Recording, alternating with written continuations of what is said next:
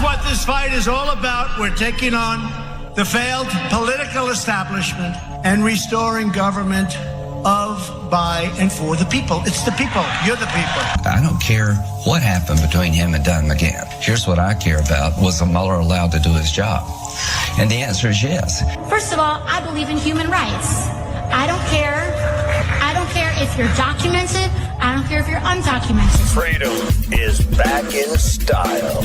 Welcome to the revolution. Yeah, we're coming to your city.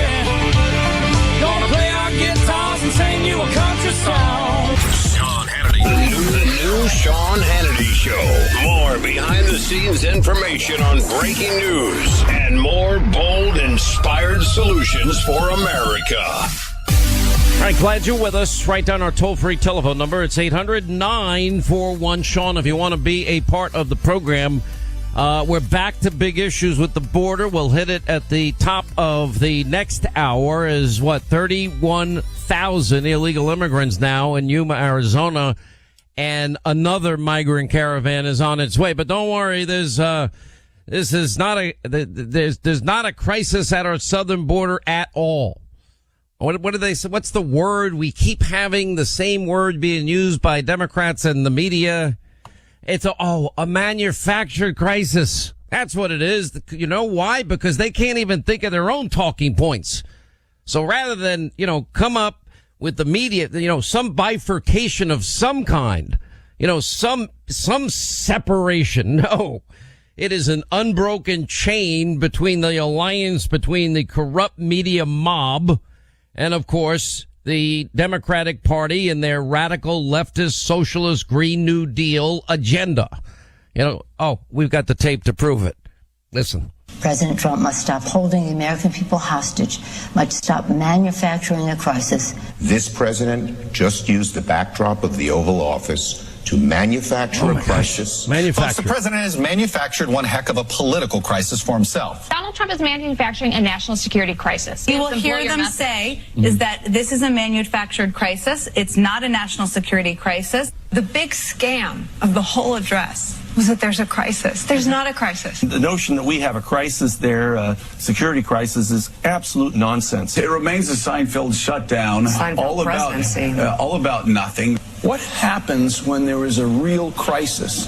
When there is a real emergency? Does he take to the airwaves? Do we give him the airwaves? Do we believe him? There is not a crisis at the border. It's a manufactured crisis for the president to get a political win. He's determined to convince you there is a crisis at the border, even though an intelligence official tells CNN, quote, no one is saying this is a crisis except them. Except them.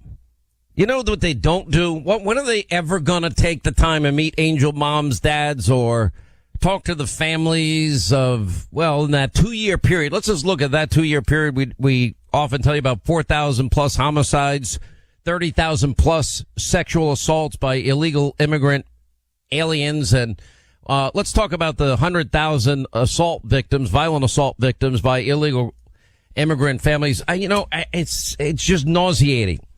But now even they've pulled back on the manufactured crisis line because it's so obvious and true what's happening. We'll get into that. Also, all the comings and goings, all that's happening in Venezuela as they now have, an uprising as it relates to, what many are even calling a coup attempt there as Maduro is gone and Juan Guaido is holding a contingent of heavily armed troops on the streets of Caracas as we speak in a military buildup. We're watching that today. We'll look at the poll numbers today as Biden now, his big numbers have dropped quite significantly. This is not an indicator. And I'm just going to be straight up about it. I actually believe in some ways if this continues, this is going to be a huge indicator. Now, if you go back to 2008 and you see the size of the crowds for Obama and hope and change and yes, we can and Obama, and chanting and all that going on. I mean, there was a movement, a huge movement in the country towards Obama. He read a great teleprompter. Seemed personable and Nobody wanted to talk at all or vet his background or his experience because he had none. I mean, his experience was he was indoctrinated, and we did all the vetting from his youth and his time in Hawaii and so on and so forth, and his family. We did the job the media wouldn't do. And what is a community organizer, an Acorn and a Alinsky? And then we went a little bit deeper into the thoughts and what does it mean to be a disciple of Alinsky. And then, of course, in his own book, when he talked about black liberation theology and over a couple of decades in the church of, Pastor G.D. America, Pastor Reverend Wright, then starting his political career in the home of unrepentant terrorists. And we did ask the question, had he ever met Louis Farrakhan, who just happened to be another guy in the neighborhood like Ayers and Dorn? And it turned out we were right. We just couldn't get the picture until his 8 years in office were over, as they successfully hid the truth from the American people. And nobody in the media ever took the time to ask him, well, you live in the neighborhood. Do you know Farrakhan? Have you ever met Farrakhan? Have you ever had a picture taken with Farrakhan? Nobody bothered to ask, and the answer was obviously yes, and we now know the truth. But anyway, the turnout, look, sometimes you can draw conclusions from, or in terms of enthusiasm, and pollsters do this all the time. They ask about, well, okay, what is the enthusiasm level for a particular candidate? Now, for the entire time Trump has been running, we have seen when he holds a campaign rally the other night in Wisconsin, the crowd is routinely, it fills arenas. I've never seen one with an empty seat that I can think of. And then you have an overflow crowd. They often put TVs up outside. And, in some locations, you've had 10,000 people outside and, 12,000 people inside. And Obama had big crowds. Remember the night that he won the election? Remember that big crowd in Chicago? It was massive. So you would think after all the publicity that Obama's vice president, Joe Biden, that, him announcing, and he was supposed to be the instant front runner, and he became that, but his numbers are dwindling quickly. But his debut appearance on as a presidential candidate, and then goes to his hometown in Pennsylvania, you would think, all right, Biden's no Donald Trump, but maybe he got 5,000 or 6,000 or 7,000 people. But, the guy just entered the race, the undisputed Democratic presidential frontrunner. We know that because the media tells us that. And I actually had to really do a search. It was not easy to find this morning when I got up. It just came in my head. Well, how many people showed up for that speech yesterday of Biden? And it made me suspicious because if Biden had drawn a big crowd, I'm assuming the media would have printed that. And if it wasn't a big crowd, well, then they probably avoided it. When the longer that I had to do my search to find something that would corroborate what the crowd size was, I began to pretty much know that I was likely right. And then I found in the LA Times, the only place that I can find the information, this huge mega media event on every cable network hailing the arrival of the Democratic Party's new messiah. Well, it only drew a pathetic 600 people. And that's in Pennsylvania. Jumping into the presidential race for 2020, the apparent frontrunner, Biden, this is from the LA Times, flashed his political calling card Monday with a kickoff rally at a Pennsylvania union hall that underscored his claim to be the candidate best equipped to win over blue-collar workers in crucial states that gave Donald Trump his victory in 2016. And he even said in the speech, if I'm going to beat Donald Trump in 2020, it's going to happen here. He told the crowd of 6,000. They were packed at a Teamsters hall. Okay, what does that mean? Well, that means they're all Teamsters. That means when the Teamsters say to their leadership, show up, you pretty much show up. That's kind of the way unions work. And I know we got the coveted firefighters union endorsement. I don't think he has rank and file endorsement at all. I'd venture, because so often, these unions think they speak for rank and file, and they do not. Or steel workers. Remember I told you about, the steel industry and their booming comeback in America thanks to Donald Trump's policies, and how they actually had mothballed a steel manufacturing center in Alabama And since Trump's been president and he's insisting on using U.S. steel, unlike Comrade de Blasio that wants to eliminate all skyscrapers that use steel and windows. I don't know what you're going to build them with, but anyway. So you had 600 people, according to a Biden aide citing a fire department estimate. All right, if it's a Biden aide giving the LA Times the estimate, you got to knock a couple of hundred off, so it's probably 300 or 400. And you could bet the Teamsters guys probably was sent there by union bosses. And I'm not sure the rank and file are going to be. All right, what does that mean? All right, let's see what happens as Biden now hits the campaign trail. Let's see what ratings are like when he shows up on, these liberal news channels and tries to defend the horrific record that he's going to have to defend. You want to run through the short list of things when all is said and done on the issue of Russia and election interference? Even Rod Rosenstein in a speech last week excoriated the Obama administration for doing nothing to inform anybody about the potential of Russian interference.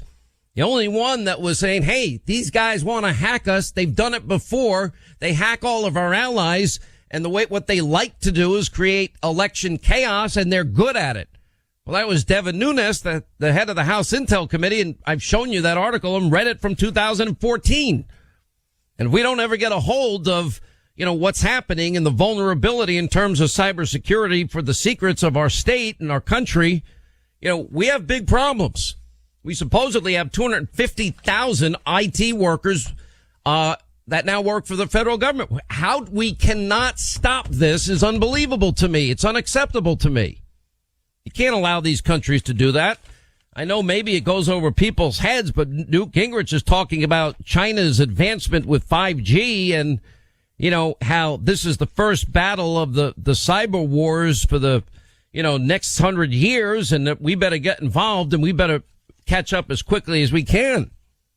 Now, there was a fake news CNN poll, and it turned out that 2/3 of Biden supporters say that their decision about Biden is not final and that they could change their minds and vote for somebody else. I was surprised that Newt yesterday thought it was Buttigieg that could end up winning this thing. Guy hadn't even really thought about Mayor Pete.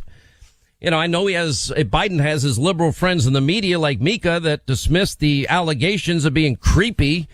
The nose rubbing and the hair fondling and the massaging of the back and shoulders and the long, awkward kisses on the lips and everything else this guy does. I'll let other people decide, but it's creepy to me. Crazy, creepy Uncle Joe. We know that Real Clear Politics had 27% of Democrats in his corner, taken 2 days before his announcement, and he had other ones showing it as high, but anyway, CNN says that Biden led the pack at 13%.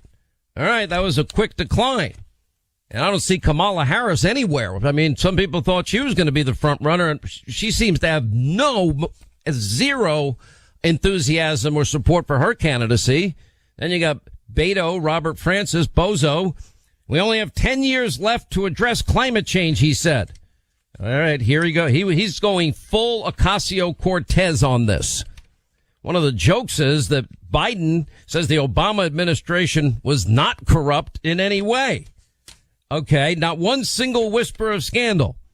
Well, I've got a list of 70 that I can give you if you really want them. Oh, poor Robert Francis only had a couple of dozen people show up, 35 people in total to see him at UNLV. That's not a good turnout. I can get 35 people at UNLV. And the Democratic race shows it's going to get nasty. And I don't know, it's interesting. And then everybody's kissing Al Sharpton's ring. I mean, you had Mayor Pete Buttigieg meeting Al Sharpton at Sylvia's restaurant in Harlem, New York, and, apparently to confront him on homophobia, but clearly wanting his endorsement. How did he become the kingmaker in all this? All right, we got a lot to get to today. Other news we're going to get to, the socialist agenda and how more extreme it gets by the day. But first, I want to remind you about protecting yourself from cyber criminals. Now, they hack into sensitive networks to steal the identities. Now they're going after children because they can sell that personal information on the dark web. And if you have a child's personal information, it's useful for cyber criminals because they usually have clean credit histories. That means they can take that information, make fraudulent purchases, take out credit cards, loans, and literally build up debt on somebody that doesn't have a credit card. And that's what every 2 seconds, their identity is being stolen. And thank goodness that there's LifeLock. If you have a problem, they have a U.S.-based restoration team of specialists that will fix you. They'll also alert you to anything going on with your name. LifeLock uncovers the threats you would miss on your own. If you join now, you save 10% off your first year. Just go to LifeLock.com, call 1-800-LifeLock. Use the promo code Hannity to save that money. LifeLock.com, 1-800-LifeLock to protect your name, your reputation, your finances, your bank, retirement account, your credit accounts. All right? That's what you need. 1-800-LifeLock, LifeLock.com, promo code Hannity.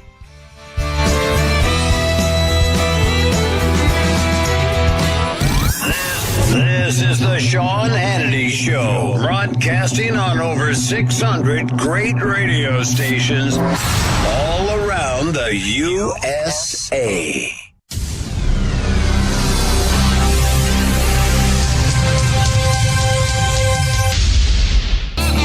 All right, as we roll along, 800-941-SEAN, you want to be a part of the program. Well, we have an update a little bit here as it relates to where the testimony involving the Attorney General Barr may end up in all of this, because obviously, the threat, Barr is saying that congressional oversight ought to be done by the people elected. It ought not be done by the attorneys because they're so incapable of doing their job. And I think what's interesting here, Senate Dems to grill Barr in a preview of the House hearings, well, that's all fine. That's going to happen. But, if the oversight or the checks and balances or, which, by the way, is the role of Congress. Nobody's denying the constitutionality of all of that. But anyway, Barr will testify, I believe, tomorrow before the Senate Judiciary Committee. It's all but guaranteed he'll face hostility from the Democrats on that committee. And, but you got to remember that there's going to be overreach here. And I think one of the things that Nadler and the people in the House are afraid of is that Barr is extraordinarily smart, understands the law. And when he testifies, he probably knows a lot more about law than the lawmakers. He is, this is not his first rodeo, as he's now back in this position for the second time in his life. And I think Senate Republicans on the committee will provide a blueprint for the follow-up questions from Democrats and Republicans alike. And whatever they're going to ask in the Senate probably is going to be, something they dig back into in the House. But think about this. All they want is to reopen an investigation that now has been basically investigated 4 separate times. And this big, epic Mueller prediction and fail and letdown, it's sort of like what Bill Maher said. People like the cowardly Schiff are stalking now President Trump.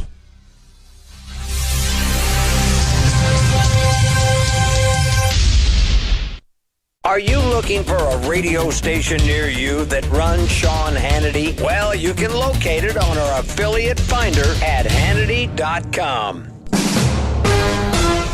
NBC News Radio, I'm Tom Roberts. Chaos is taking over the Venezuelan capital of Caracas today as opposition forces try to stage a coup. NBC's Kerry Sanders describes what's going on. We've seen tear gas. We've seen some small fires burning, and this is likely to play out for some time. Video images show military vehicles driven by troops loyal to President Nicolas Maduro driving over protesters loyal to opposition leader Juan Guaido. Guaido says this is the final phase of efforts to force Maduro from office. Vice President Mike Pence says the U.S. fully supports the people of Venezuela. Pence tweeted this morning that the freedom-loving people of Venezuela are taking to the streets in Operation Libertad. Senate Minority Leader Chuck Schumer says there's a clear understanding between President Trump and Democrats when it comes to infrastructure. Both the White House and all of us want to get something done on infrastructure in a big and bold way. And there was goodwill in this meeting. Schumer and House Speaker Nancy Pelosi met with the president at the White House this morning and said there will be another meeting in 3 weeks. The sides appear to agree that some $2 trillion in infrastructure spending is needed. How to pay for it is the sticking point. Prince Harry and Meghan Markle could become parents any day now. NBC's Keir Simmons says royal watchers are getting creative and trying to figure out more about the newest royal baby. If you type some names into the palace website, the names Arthur, James or Alexander, it looks like maybe they've reserved those pages, which has fans asking, could it be a boy? Markle had said earlier this year that she was due at the end of April or the beginning of May. The Tony Award nominations are out. For Best Play, there are nods for Gary, a sequel to Titus Andronicus, Inc., What the Constitution Means to Me, Choir Boy, and The Ferryman. The winner will be announced during the award show on June 9th on CBS TV. You're listening to the latest from NBC News Radio.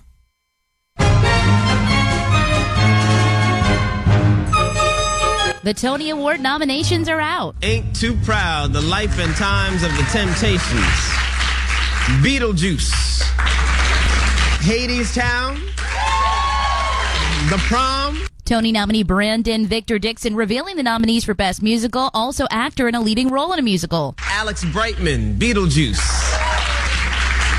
Damon Dono, Rodgers and Hammerstein's Oklahoma, Santino Fontana, Tootsie. And Best Performance by an Actress in a leading role in a musical. Stephanie J. Block, The Cher Show. Caitlin Coonan, The Prom. Beth Level, The Prom. The Tony Awards will be broadcast live from Radio City Music Hall on CBS June 9th at 8 p.m. Director John Singleton dead after being taken off life support following a massive stroke. NBC's Lester Holt says Singleton began working on the film Boys in the Hood just months after graduating from USC. The 1991 drama earning him a Best Director Oscar nomination at just 24 years old, making him the first African-American and youngest person ever nominated for that award. His other films include Poetic Justice, Higher Learning, Baby Boy, and Too Fast, Too Furious. He was 51 years old. That's entertainment. Jennifer Bolsoni, NBC News Radio. iHeartRadio, truly the one app for everything you love. Or more accurately, everything your ears love. Thousands of radio stations, playlists for any mood. And now iHeartRadio is the #1 podcaster in the country. From award-winning podcasts like Stuff You Should Know and Disgraceland to big podcast hits like the Ron Burgundy Podcast, The Dropout, The Joe Rogan Experience, and a long list of true crime podcasts. It's easy to find your new obsession. The free iHeartRadio app. Your music, your stations, and #1 for podcasts. iHeartRadio. Sean Hannity on iHeartRadio.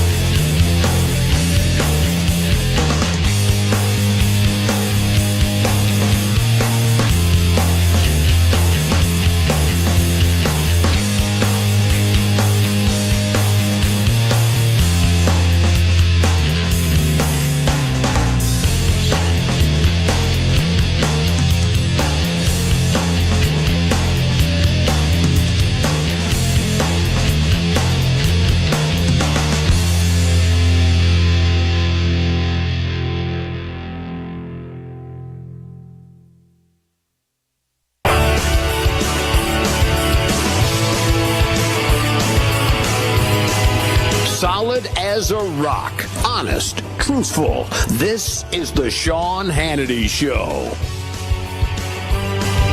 All right, as we roll along, 25 now till the top of the hour, 800-941-SEAN.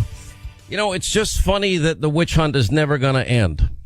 It really is. I mean, you look at these, it's like the media is now recovering from the shock and awe of being so wrong and having lied and having, spun so many conspiracy theories for 2+ years that, I predicted what is so painfully obvious. Now, they're never going to admit that they're wrong. They're not going to say that they lied. They're not going to say that their coverage was abusively biased and prejudiced. They're not going to say that they were caught up in an agenda, which they are and continue to be, that they would just, kind of absorb the blow and then move on to the next group of lies, the next conspiracy theories, which is what they're doing now. And part of that includes that, okay, well, now we're going to have hearings. Now we're going to go after the attorney general. Now we're going to go after Rod Rosenstein. Now we're going to go after, I guess, the Office of Legal Counsel that all made the quick determination as handed off to them by Barr that without any consideration of the constitutional or Department of Justice policy that might or might not allow the indictment of a sitting president. And they said, no, the evidence doesn't rise to the account. And then when you actually look at the report, it would have been easy for any prosecutor to determine exactly what the Attorney General, Deputy Attorney General Rosenstein, and Office of Legal Counsel determined, which was, okay, yeah, if the president said that he wanted to fire Mueller, well, he was saying it all publicly. Maybe I should. And he was venting because he knew that there was no underlying crime, which is now corroborated 4 separate times. Lastly, by the Mueller report itself, in clear, unambiguous language, no collusion with Russia in the campaign or the Trump campaign. No collusion whatsoever. Now, this is now the 4th time we've determined this. But again, it was funny because I saw something on Mediaite, Lawrence O'Donnell and Rachel Maddow talking about, well, why does Fox talk about Hillary? Well, Hillary was in the news last night because she was selectively on some show reading aspects of the Mueller report, including Trump's reaction when he found out that a special counsel had been appointed. And he just said, oh, bleep, and then he explained, because I've been told when that happens that all progress in an administration stops, because instinctively he knew that this was going to now consume massive portions of his time, as it did, which he should have felt. Now, they didn't do the reading of when it said no collusion. I didn't see Hillary read that part, or the part of the Mueller report that destroys any of the credibility of the Clinton dossier. I got to imagine when Hillary heard that Comey was reopening the investigation into her server that in October of 2016 because of the Anthony Weiner laptop. They were trying to hide it. They had it for weeks and weeks, but apparently somebody within New York law enforcement was willing to be a whistleblower and come out with it. So Comey had to come out with it. So I hear. Anyway, when that was announced, what did Hillary say? Oh, this is great news, and Hillary doesn't curse, and she's the perfect person. I doubt it, because based on other reports, and even people that were members of the Secret Service detail of the Clinton, they have a very different picture that they paint of her and her infamous temper. Or I can only imagine what she thought of, first of all, the investigation into her illegal server in this mom and pop bathroom closet. I know she's happy that, well, it looks like the meeting on the tarmac with Bill and Loretta Lynch worked, because that's what Strzok and Page said behind closed doors in closed door testimony. Both of them saying that, yeah, well, Loretta Lynch, the Department of Justice, they're all full of Democrats, and this is not an investigation. This whole thing is done. It's complete. And then, of course, Strzok did his part when he interviewed Hillary. Of course, he didn't interview her till 3 days before her exoneration, but they were writing the exoneration in May. I mean, nobody else would nobody else would have gotten away with that. So what are we talking about? Well, for all these people that are so seemingly obsessed with Russia collusion and obstruction, what they don't seem to want to ever deal with is the fact that they rigged her investigation. They only want to talk about Trump 2016. They only want to talk about Trump and Russia. Well, Melania, the spouse of the president, didn't go over to Russia, get twice her normal speaking fee, and meet with Vladimir Putin, especially at an important time when he first wanted to meet with nuclear regulators in Russia because of the Uranium One deal that we now know in retrospect Hillary would sign off on, but would allow Putin's thugs in America to get a foothold to 20% of America's uranium, which is the foundational material for nuclear weapons. And that we even had a spy within Putin's network in America. And that spy, William Campbell, reported back, well, he was watching Putin's thugs involved in blackmail and extortion and money laundering and kickbacks. How they ever allowed that deal to go through when we had all that information is one to ponder for the ages, or maybe something that we better get a hold of, especially if we view Vladimir Putin as the hostile actor he is and Russia as the hostile regime that it is. You know, that makes no sense, especially when you know that uranium is a rare mineral and it's needed, the foundational material for those are nuclear weapons, and we don't have enough of it to the point we have to import uranium. Well, why would we allow any outside entity, country, or group of people to have any access to that limited resource that we have, especially if it's Putin connected? And we can add, of course, if you want to talk about Russian interference, I know it's taken the New York Times and people like Bob Woodward a long time to get on board, but, you know, the idea that they have finally caught up with us on the issue, which I think is important, a dirty dossier. Bob Woodward, you know, this is really important. I think we really got to dig deep into this. And the New York Times saying, well, this dossier seems like Russian disinformation. Hold on a second. You mean the Clinton bought and paid for Russian dossier? Remember how she got it. Now, if it was Trump that funneled, in the Trump campaign that funneled money to a law firm, okay, that's supposed to be written down campaign finance wise. Isn't Michael Cohen in trouble for a campaign finance violation? That's a campaign finance issue. So you give it to a law firm, that should be a law expense. But then if they funnel the money to an op research firm and then funnels money to a foreign entity agent, MI6 Christopher Steele, and Christopher Steele puts together, you know, a group of documents that later become known as the dossier. And then you get a place like BuzzFeed that in January of 2017, just before Trump the inauguration happens, you know, but before that, remember, it was leaked before the election. David Corn, Michael Isikoff, Washington Post, we were hearing all about the hookers urinating on the bed story. Now, Matt, just put Donald Trump's name in here and you would have a real Russia problem. So why? Because when you go back to Hillary, you actually have a real underlying crime with the illegal server that we've confirmed, and even Comey confirmed, had top secret classified information on this hard drive in this mom and pop shop operation, Platte River Network, in a closet.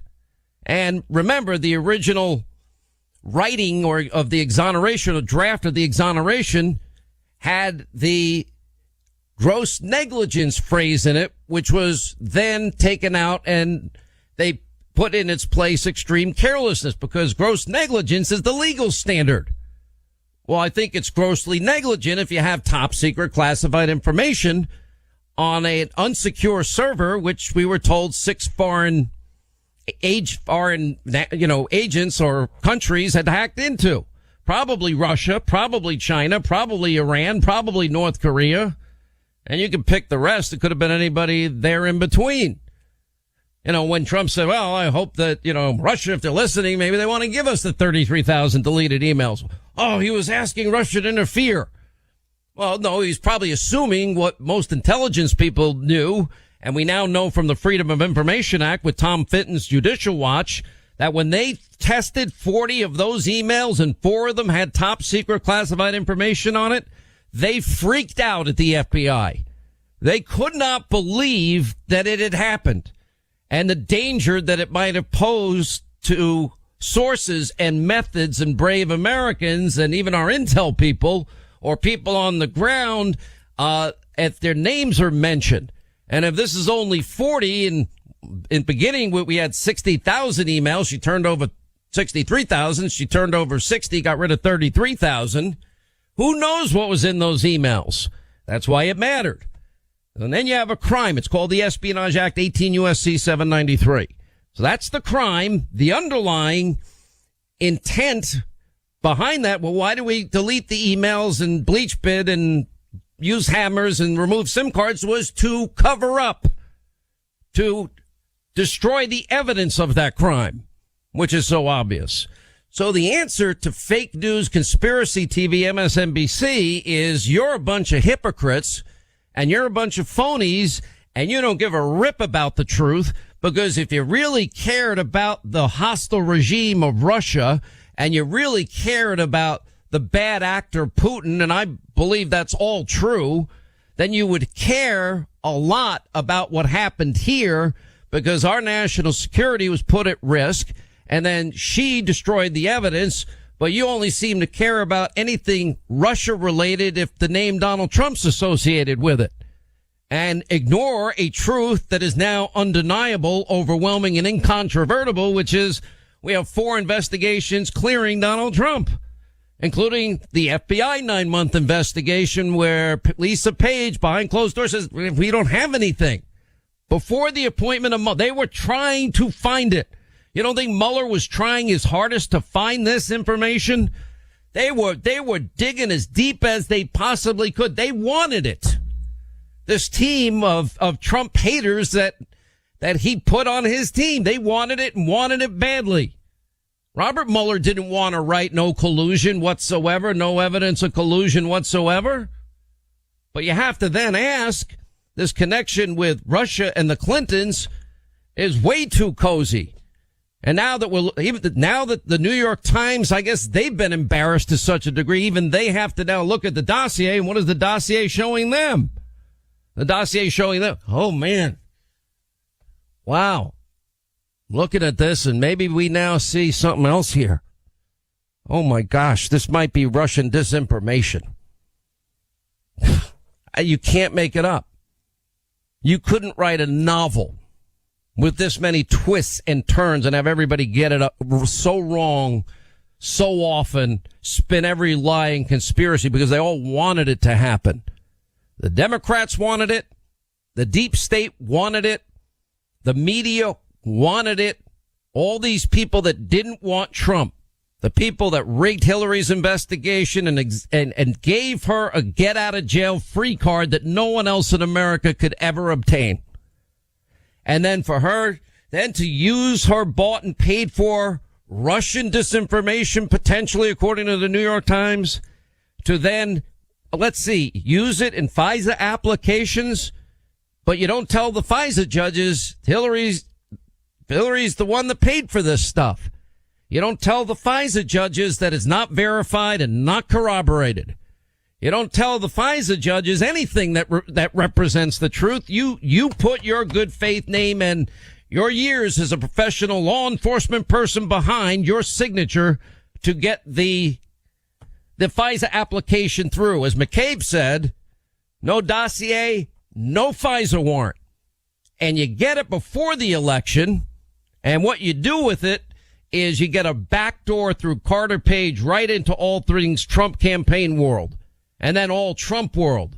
And you keep in that world and you stay in that world, because those warrants went on for an entire year, because you had 3 subsequent renewal applications, all of which the bulk of information presented to the FISA court and the FISA application were Hillary's Russian disinformation dossier that she paid for. You cannot write a novel like this. And all that's happened. And now we see ourselves, and they're not going to stop. Now we're just moving on. Well, if we can't get them here, we'll have never-ending Russia for 4 years, and then we want to empower the IRS, weaponize them now to go after Trump. The intel community has been weaponized to go after Trump and his opponents, and his supporters, rather. Now we'll weaponize the IRS. Now you give us all his tax information, because we don't like him. No specific reason, just a fishing expedition. Deutsche Bank, give us all Trump records. Now we'll fish over here. Then we're going to fish in this quarter. Then we'll go over here. And eventually we're hoping we're going to find something that we could use to take this guy down. Because they didn't like the outcome of the election. They had planned every other scenario except Trump winning. They don't like the people's choice. All right, I want you to make a mental image of mom. And then just think, all right, in your mind quickly, 3 great things that mom did for you. 3 times you were down in the dumps and mom was there for you. Or 3 times you couldn't wait to tell mom about your great success. and how moms are there all the time. All the mothers in your life. Grandma, how many times is grandma there for you? Your mother-in-law, your sisters. Moms are just special. And on their special day, Mother's Day, our friends at Sherry's Berry has a gift that every mom in your life is going to love. Sherry's Berries, designed for mom. The biggest, most juiciest, most delicious strawberries, hand-picked and dipped in white milk and dark chocolatey goodness. And they are topped with chocolate chips and pink shimmer sugar and swizzles. And anytime anyone I know has ever tried it, Linda goes crazy with these. I mean, the whole box is gone in a mere moments. And anyway, you pick the delivery date, but now's the time to get a great deal. It's only $19.99. Special gift box for mom, for all the moms in your life. Make her really happy. And Mother's Day's May 12th. Go to berries.com, berries.com. Click on the microphone and put in my last name, Hannity. Berries.com, promo code Hannity.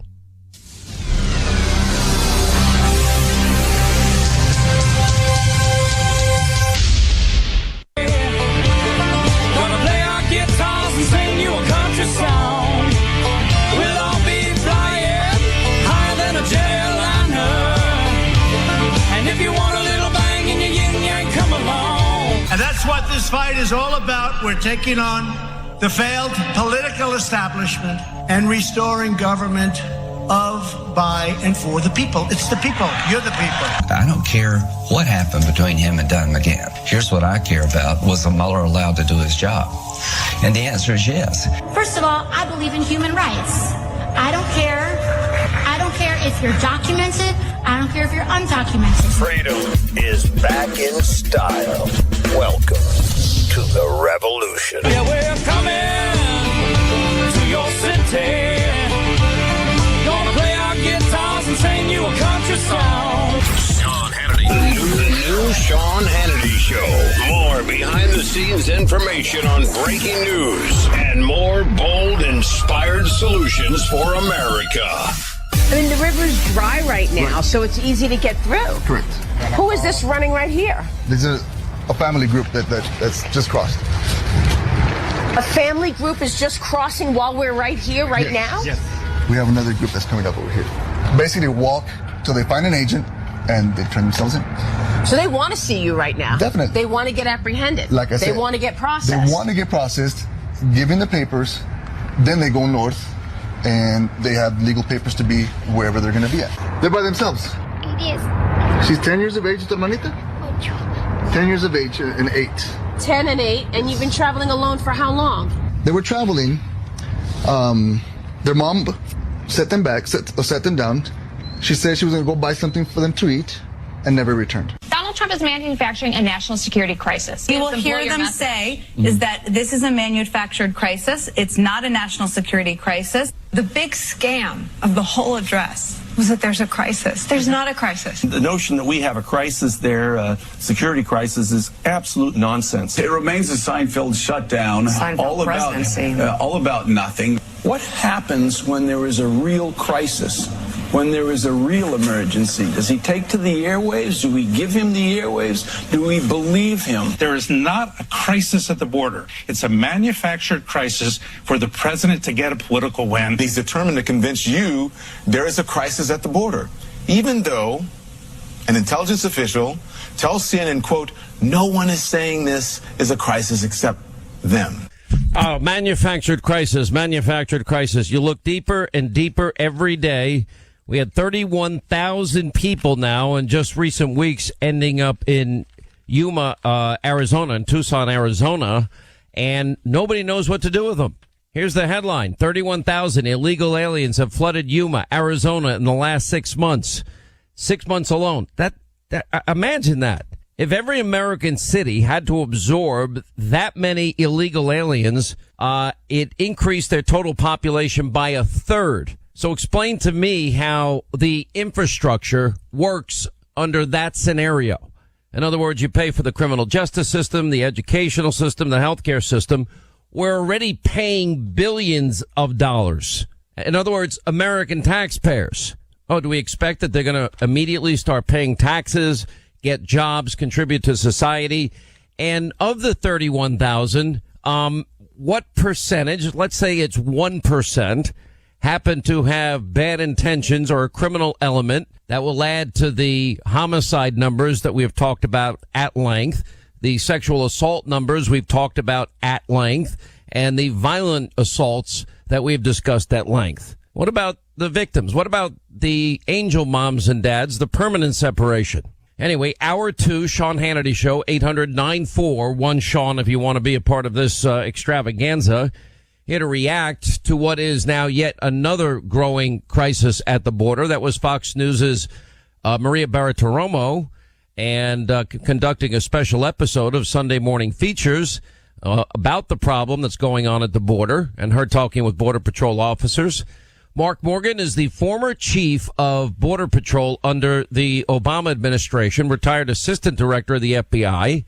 Maria Salazar is a Cuban-American journalist, broadcast TV presenter, if you will, or anchor, and has worked for CNN, Univision, Telemundo to discuss the border crisis, the overcrowding at the detention centers, what happens now when we're so overcrowded that people just get let go. I think a lot of this, Mark Morgan, is rooted in the fact that, you know, a lot of people from these countries in Latin America, Nicaragua, El Salvador, Guatemala, and of course people in Mexico, they're seeing the wall is being repaired and built, and they probably think that the time is short, that they'll have an opportunity to sneak in across that southern border. Yeah, Sean, so I think you're absolutely right. There's a couple of things to unpack there. One is absolutely, I think you're correct. They're seeing some stuff done, so there is some element of, hey, we got to get in. But really the biggest element is our system in the United States.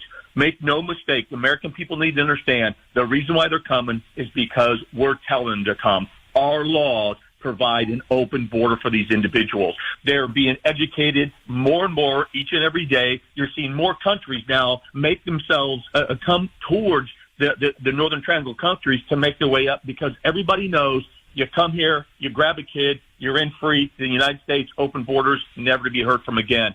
It's not going to stop unless we fix our laws. You having been down at the border, we know that Mexican authorities, the Ministry of Interior Northeastern Regional Delegate, this guy Enrique Avellano, you know, he's saying straight up that authorities have deported many MS-13 gang members that they detected in the migrant caravans. We have another big one yet coming again, and they have found them. What they do is they mix into these migrant caravans headed towards the U.S., which means that if the caravans get through, that means they get through. Have you seen that a lot? Sean, absolutely. And I'm so glad that you keep hitting this. This is the one thing that's just so incredulous for me, that the American people aren't understanding. Because of our broken laws and system, and we're looking at this year 1 million. And because 65 to 70% are going to be family units, unaccompanied minors, that means we're going to allow in 650,000 individuals. The borders are wide open to those individuals. You don't think there's a bad element in there? Of course there is. And then, Sean, let's not forget, that's just what we see. Don't forget, there's a couple 100,000 easily that are illegally entering that we don't catch, that we don't see. And what do you think the makeup of those individuals are? I'll submit to you the majority of those individuals are majority not good people. I don't understand what Americans miss. I don't understand what Congress is missing. This isn't about legal immigration. This is about illegal immigration and protecting the citizens of this country, the angel families, as you mentioned. Sean, how many more angel families have to be created? How many more American citizens? No, I don't think anybody talks to them but me and maybe a couple of other people on Fox and the president. Because I know Nancy Pelosi, I know the Democrats, you know, they literally scream about, well, child separation, which the person that fixed that is Donald Trump. Right. That separation is temporary, and the idea is to get kids that are alone back with their parents. And now, you know, nobody talked about the fact that Obama and the Bush administrations did it. Let me go to Maria Salazar. Maria, you're a Cuban American, and you're a journalist. And the narrative, if you listen to the media mob in America, is that, well, if Republicans, you know, continue to build border barriers, well, to stop the 90% of heroin, the human trafficking, gangs, cartels, and all the other crime associated with the border, if Americans do that, and Republicans push that this is going to be really bad for them politically with the Hispanic community. Do you buy that? I don't buy that one bit, and I thank you very much for giving me the opportunity to say to your audience how embarrassed we are as Hispanic Americans, because what we're seeing is... Well, let me just stop you right there. You don't need to be embarrassed about anything. You are in this country legally. You are part of our family. I don't care where people come from. Nobody cares about that. We're just asking that we have an opportunity to vet you and make sure that you're capable of taking care of yourself so it's not a burden on the American people. I don't think we're asking too much to obey our laws, respect our sovereignty and our borders. And that's the way my parents came in, and hundreds of other millions of Nicaraguans and Salvadorians. But what I'm saying to you is that since I am Hispanic, I can explain to you, Sean, that millions of Hispanics feel the same way I do. But then the problem with the Democrats is that they're trying to project that the Hispanic Americans are with the Dems, that we're voting with them, and that we agree with sanctuary cities and that we agree with the caravans because we have to protect the Central Americans that want to come in legally. And I want to tell you that is not true. Because, I live in Miami. I'm surrounded by undocumented, by illegals, people that are mowing the lawn and picking up the tomatoes.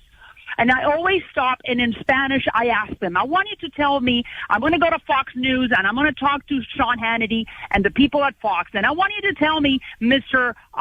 Guy mowing the lawn, do you agree with the caravan? And they go, no, we don't. Why? Because they fear the same fear that you're feeling. Their kids could be kidnapped, could be killed by the M13, or they could be angel parents, because the angel parents are not only Americans. You have a lot of Hispanics that have lost their children at the hands of people like the people that killed Kate Steinle. So we don't agree with what's happening, and that is one of my major frustrations, is that Nancy Pelosi and the Democrats are trying to project themselves as the saviors of the Hispanics, and they're not.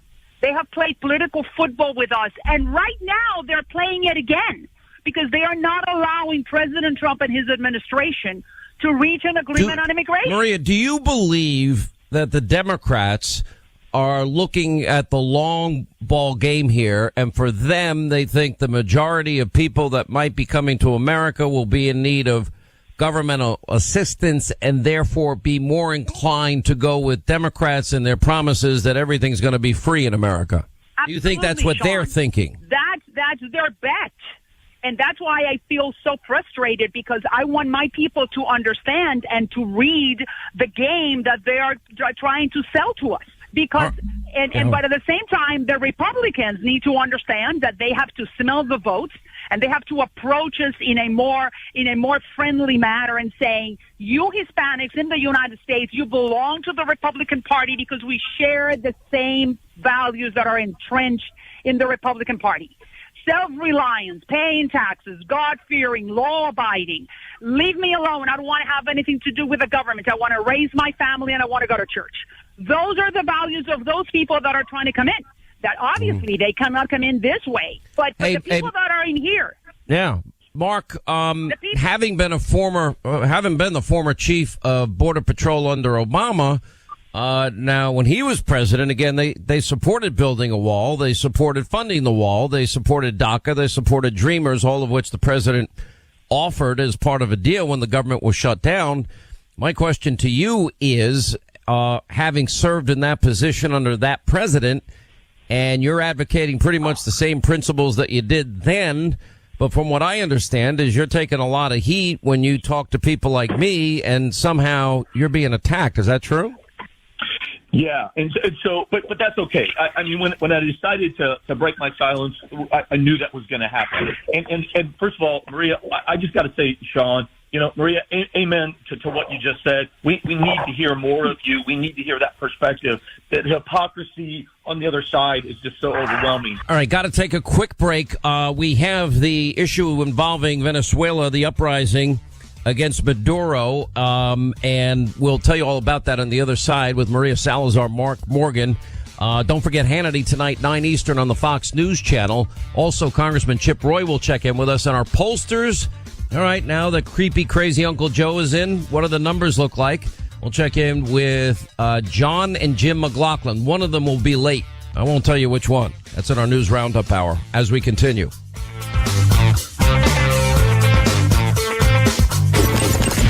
Hannity Watch. Keeping an eye on Chuck and Nancy and their minions. Sean Hannity.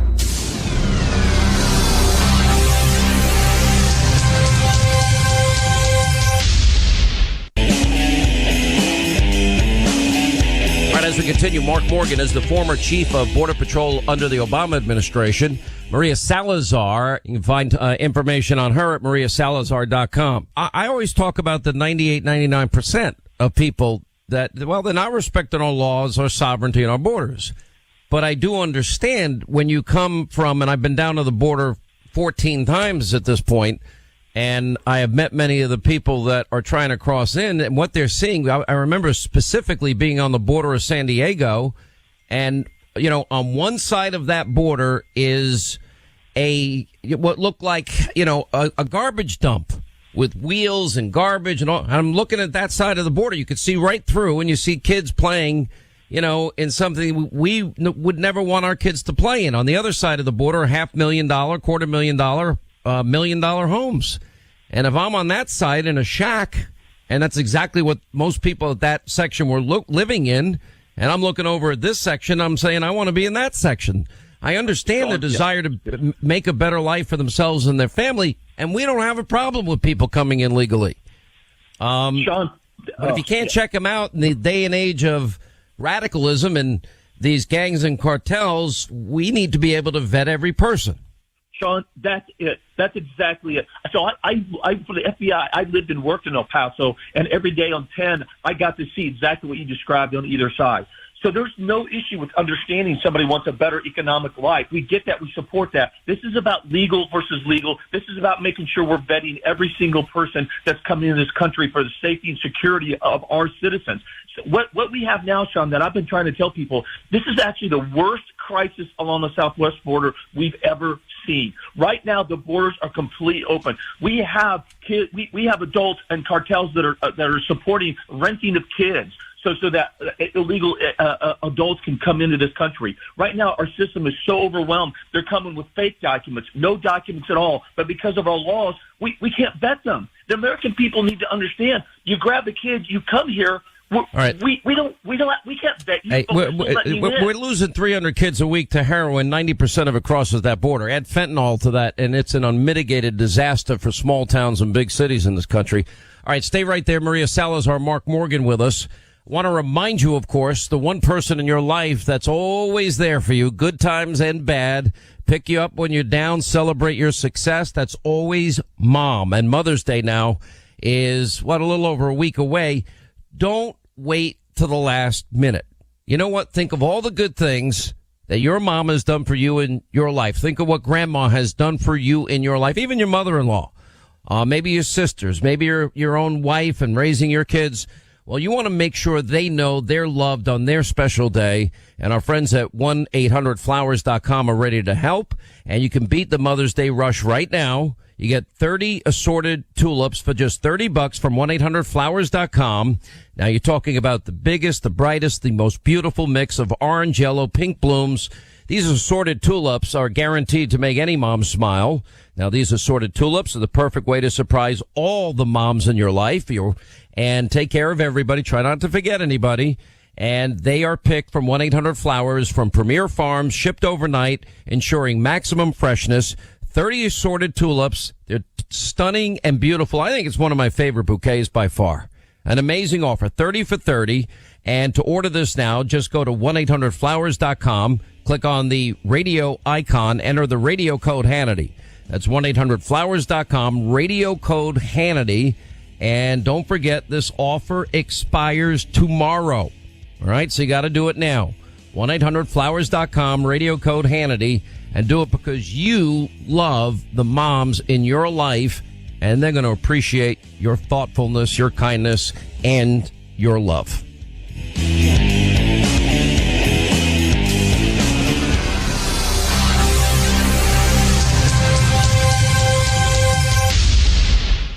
Are you When news breaks, you get the inside story that no one else has. And the behind-the-scenes chatter that the mainstream media doesn't even know about. This is the Sean Hannity Show. We support the people of Venezuela. We're sad that they have been starved by Maduro. They've been denied food and medicine and basic humanitarian needs having been met. The United States has gotten supplies there to them. Sometimes those have been obstructed or burned. But we stand with the people of Venezuela, and we stand with Juan Guaido. Maduro has to go. We've made that very clear for a number of reasons. The we is the president, the vice president, the secretary of state, Ambassador Bolton. I think that Secretary of State Pompeo put it best this morning when he said this is Operación Libertad, and this will finally get the Venezuelan people the freedom that they need. And 3 million Venezuelans have fled to neighboring countries like Colombia and Brazil. So they've told you all you need to know. I'm sure they would prefer to be in their home country, but they simply can't stay there and be expected to survive or thrive. So we are watching it, monitoring. I got a briefing this morning before I came out, and they're monitoring very closely the situation there. We want a peaceful transition. Chavez stuck around for about 20 years. These things don't happen overnight, but in 3 short months, I think the world has seen the horrors of the Maduro regime. The average Venezuelan has lost about 20 pounds. And over a year, that's just a tragedy. As the president has said many times, Venezuela was once one of the wealthiest countries in the world. It's now, you've seen what's happened to the people there. So these dictators to cling to power and wealth for their own purposes, they must go, beginning with Maduro. All right, they must go with Maduro as we now see the uprising in Venezuela. You know, the sad thing about Venezuela, you know, even going back to Hugo Chavez, should be one of the richest countries that is prospering at a level that would be unprecedented. They have more oil reserves for that country. They could be providing the entire world in part with the lifeblood of our economy. Look, the great news is we don't need Venezuela's oil. We don't need anybody's oil or natural gas. We've got enough of our own. And the president, through deregulation now, has opened up 2 pipelines, Dakota Keystone Pipeline. He's opened up Anwar for drilling, and he has now made America energy independent for the first time in 75 years. Now we are a net exporter of energy, which means, there's going to be hundreds of thousands, if not millions of jobs, high-paying career jobs for Americans. As long as we're not stupid enough to buy into this, we've got to eliminate oil and gas and the combustion engine, and we got to get rid of cows and planes and everything from the moment you're born, daycare, preschool, kindergarten, grammar school, high school, college is going to be paid for by your government. Then followed up by, you get a guaranteed job, guaranteed salary, guaranteed government vacation. Wonder where they're going to send me. And then guaranteed government healthy food. And guaranteed health care, but you can't buy your own health care plan. No more choice. How did keep your doctor plan and save money work out for you? Then it's the other promise when you retire, it's totally taken care of. By the way, whether you're willing or unwilling to work. Well, that's the promise that was Venezuela and socialism. And of course, power and corruption and greed by those powerful few resulted in mass poverty. Remember, Jorge Ramos went to Venezuela and was, I think he was interviewing Maduro at the time. And what happened? They took and confiscated a film because he was asked a few questions he didn't like about people eating out of garbage trucks. It was pretty disgusting. Anyway, so Vice President Pence, the Trump administration, other top-ranking members today of the administration voicing their full support for the opposition leader in Venezuela, who is he's a pretty fascinating figure. And what you have is a contingent of heavily armed troops that are in the streets of Caracas amid the call for the military to rise up and oust Nicolas Maduro. We continue now with Maria Salazar, mariasalazar.com, Cuban-American journalist, worked for CNN, Univision, Telemundo. Mark Morgan, former chief border patrol under the Obama administration. Now, Maria, I understand you interviewed both Guaido and you also Maduro, correct? Yes, correct. And I just created a little contrast between one and the other. And I've been very good friends with Leopoldo Lopez, who I don't know if your audience recognizes that name, but Leopoldo Lopez was the creator of this movement and is the guy who named Juan Guaido to be the interim president. And he was released today by, I'm sure that you have reported this, Sean, by the Guaido forces. That's an extraordinary event happening today, which I think indicates that this is the beginning of the end of the Maduro regime. And Leopoldo Lopez, when I spoke with him via telephone a couple of weeks ago, told me something that is very, very important, which is thanks to Donald Trump, and remember, these people are not Americans and they do not know Trump. If it would have not been for the Trump presidency, we would not be liberating Venezuela the way we are right now. Remember that Chavez was in power for 20 years. We had the Bush administration, we had the Clinton, we had the Obama, we had another Bush, and no one really did anything for the Venezuelan freedom except the Trump administration. And I'm not brown-nosing, I'm just stating the facts. And if we just heard, I think, Kellyanne Conway. We heard Vice President Pence. We have heard President Trump, who received Leopoldo Lopez's wife at the Oval Office a couple of years ago. If Trump would have not been behind this movement, we would not be having this Operación Libertad, Operation Freedom, happening today. Those are the facts. And we have to be not only Cuban Americans, but the Venezuelan Americans and the Colombians and the Central Americans and the whole Latin American community that lives in the United States, we have to be very grateful. You know why? Because Venezuela is the first step. After Venezuela comes Cuba.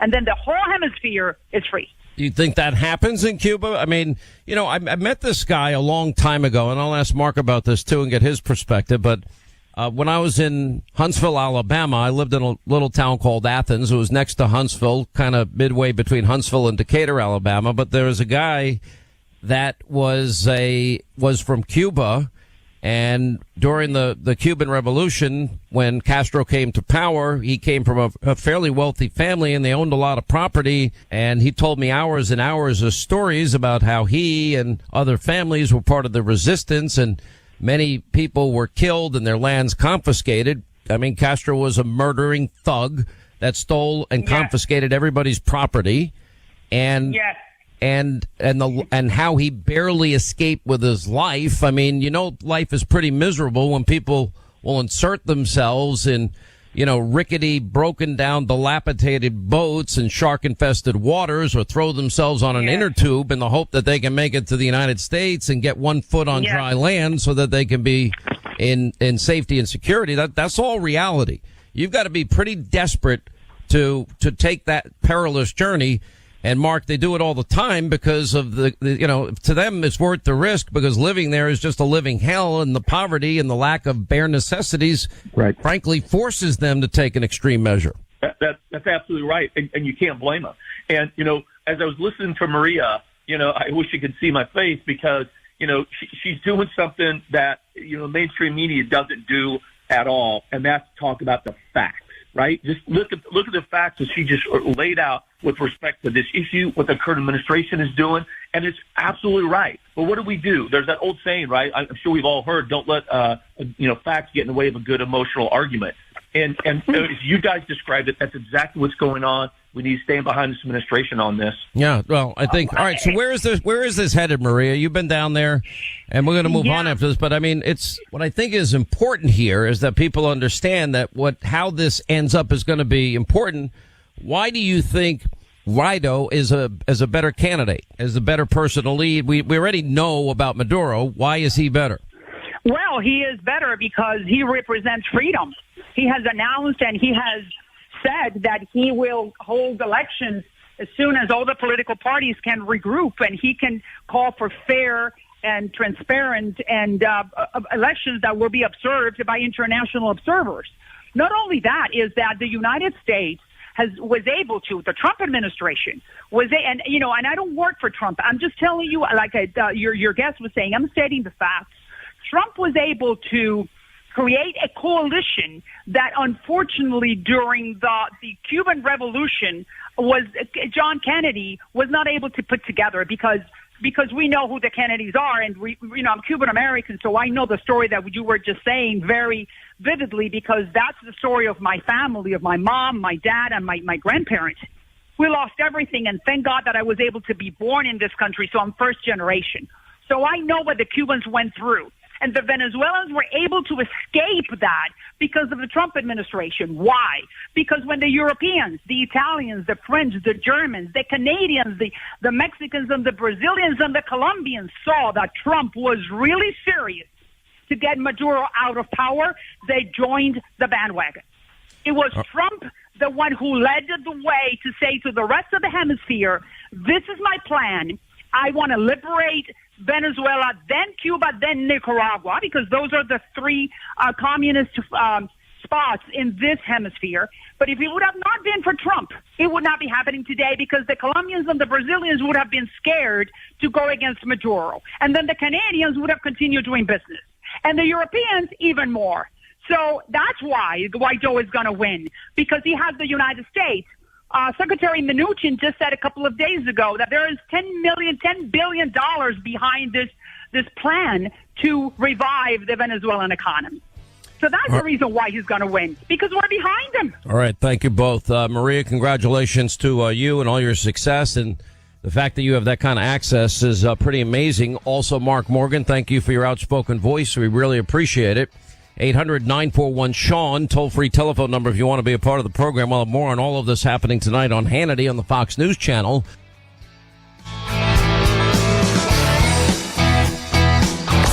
The final hour of the Sean Hannity Show is up next. Hang on for Sean's Conservative Solutions.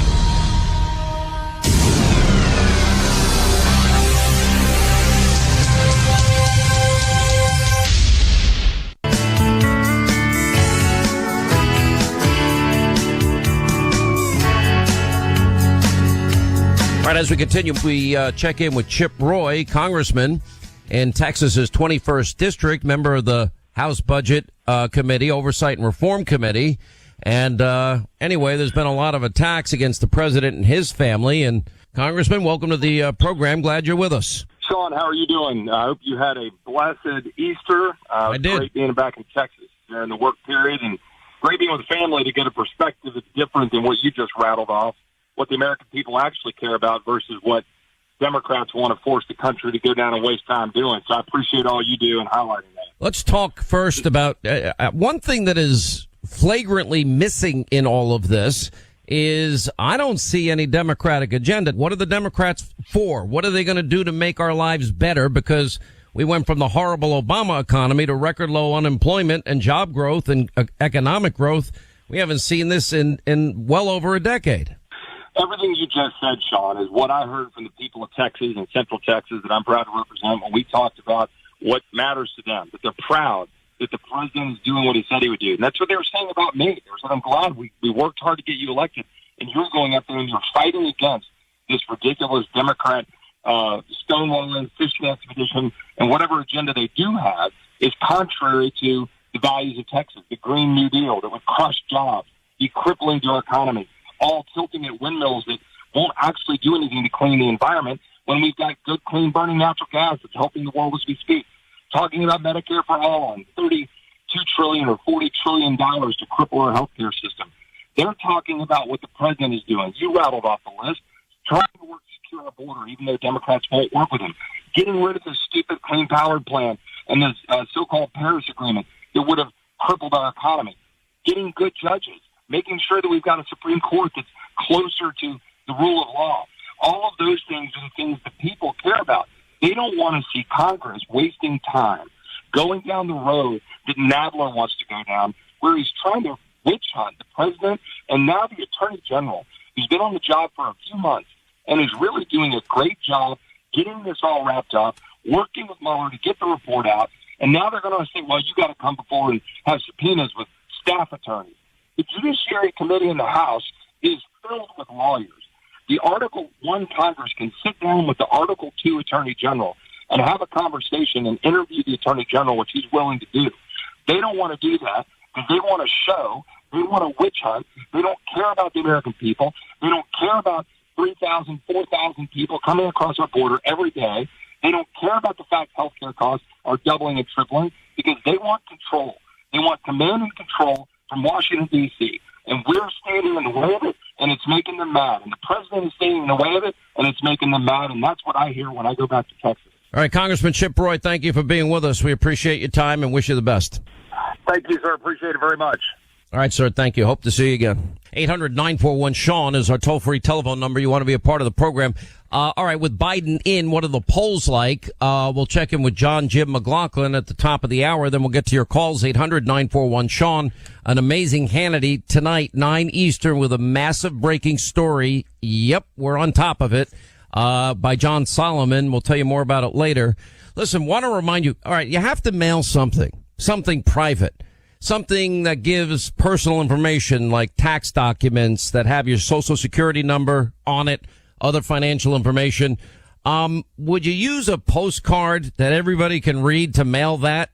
Well, just telling you, if you use public Wi-Fi, even password protected public Wi-Fi, well, that's almost exactly what you're doing, because by using a postcard, when you should use a sealed envelope, you are exposing sensitive private information to cyber criminals or companies.